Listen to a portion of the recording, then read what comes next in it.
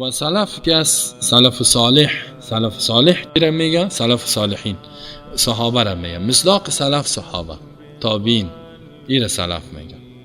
اینال یگام تا که میگن سلفیست معنی سلفیا و حرکت سلفیا، گروپ سلفیا کیست؟ کسایی که به منهج صحابه، به طریقه صحابه، به زندگی صحابه حرکت میکنن. اینال خوب مردم از دیگه یگام تو میگه سلفیاسی، سلفیست. خب سلفی چی؟ سلفی قرآن شاه خونه داره. سلف صالحین یعنی به زندگی صحابه روانه. اینی را میگه.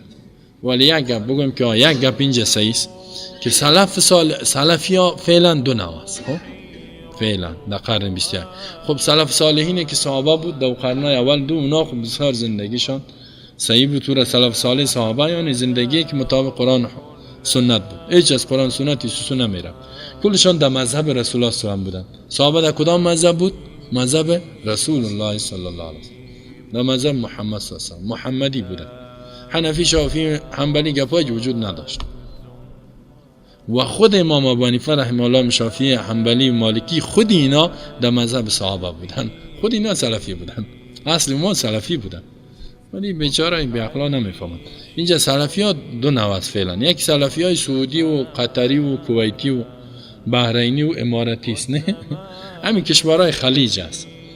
به اساس پیسی از اونا که هستن، بعضیش حنبلی است، بعضی شافعی است، رفع یدین میکنن، آمین بالجهر میگن، یگام گپا.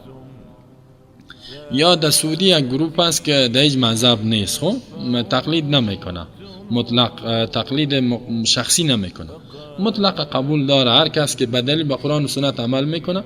ولی متاسفانه که در دنبال حکومت سعودی است. فهمیدین؟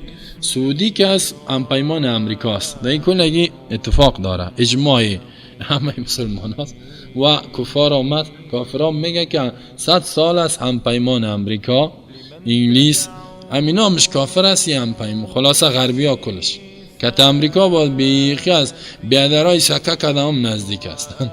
امریکا که چیزی به سعودی بگویه او نموگه، تیل امیال مفت برش میتن. امریکا برش بگویه که شیخ صاحب نمانی که حج بیه، میگه بچشم صاحب شیخ حج ممنوع شدی، امریکا تو را در لیست سیاه داخل کرده، از بیت الله محروم است. امیال که مسلمان از بیت الله محرومه. کدام کسایی که در لیست سیاه امریکا در حج رفته نمیتونه، میره بفهم. او در لیست سعودی هم است. او کسی که در لیست سیاه امریکا است، در لیست عربستان سعودی هم، در لیست حکومتش. از بیت الله مردم مانع شده. مسلمانای برحق مانع است، نمیمانه. حج بره دزگیرش میکنه، به امریکا میتونه، میبرش گوانتانامو.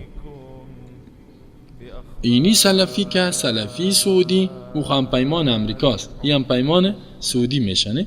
پس همپیمان هم شخصه. این سلفی سعودی این هم همپیمان امریکا، این هم باز خلاف منافع امریکا گپ نمیزنه. مثلا از سعودی باز بخو میگه که نه از خلافتی، بازی تابع حکومت سعودی است. بعد دو چیش میشه مسنا شیخای سعودی تو کرد، شیخای تو شد، شیخ صاحب فلانی، شیخ عبدالعزیز ابن باز، یعنی عبدالعزیز فعلی، اینم فقط یا فتوا میتن بزد اسلام یا تایید میکنه. این سلفی نیست، واقعا نیست. عیف نام سلفی یا سر خدمات. ما از این سلفی ها بیزار هستیم، کل ما شما بیزار هستیم. این سلفی ها با اسلام برابر نیستن. اینا فقط امیر فیادن که آمین بگو خلاص. اسلام خود قخونه، اسلام بسیار گپ داره. کل اسلام مدخلو فی السلم کافه. اینا یقین کنین شما یا 20% اسلام گرفتن، 80% شمانده. همین سلفی های عربستانی. بعضی عمر میگه که دادم به سعودی استن شما. من گفتم استغفرالله، من سعودی را یک نفرت دارم، بعد میبرم، مثل که امریکایی را بعد میبرم. حکومت سعودی را گفتم، ملتش هست بسیار ملت خوب داره، حکومت سعودی و حکومت امریکا. گفتم مردش پیش ما یک قسم، ما اگر کمی فرق کنم نمیکنم، هیچ فرق نمیکنم، من بعد میبرم. بخاطر که اردوش بزد اسلام است، اردوش بزد ایمان، اردوش بزد قرآن. این سلفی نیست. سلفیه که به منهج صحابه روان است. سلف صالح بسیار درجه. الله اگر ما را دو جمله قبول کنه به زندگی صحابه، این خوب بسیار درجه است. او با نه دادم به سعودی، نه دادم به قطریش، نه بحرینی، او 100% به اسلام عمل میکنه، به قرآن پابنده، مطابق توان خود برای قرآن روان است. از سلفی قطری اینا بیزار است. و با ولا و برا هر کافر نفرت دارن و با هر کسی که به طریق صحابه روان است با او دوستی دارن. با هر کافر نفرت داره و هر کسی که دوستی با کافر میکنه با او هم نفرت داره. ما که هستیم الحمدلله از اونمو و اینمی سلفیایی که به این من اونمو را دوست داریم و ما اگر کسی بگوید که ما شما مو سلفی صحیح گپ اینه. اگر ما را ددون به زوا بسته کنن ظلم میکنن. هنگام تو میگه ددون به سعودی بسته است. نه توبه، ما ددون به سعودی چی میکنیم؟ سعودی را نفرت داریم بعد میبریم.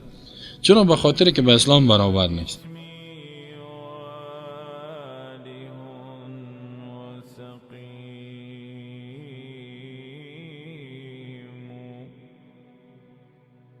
لمن تدعو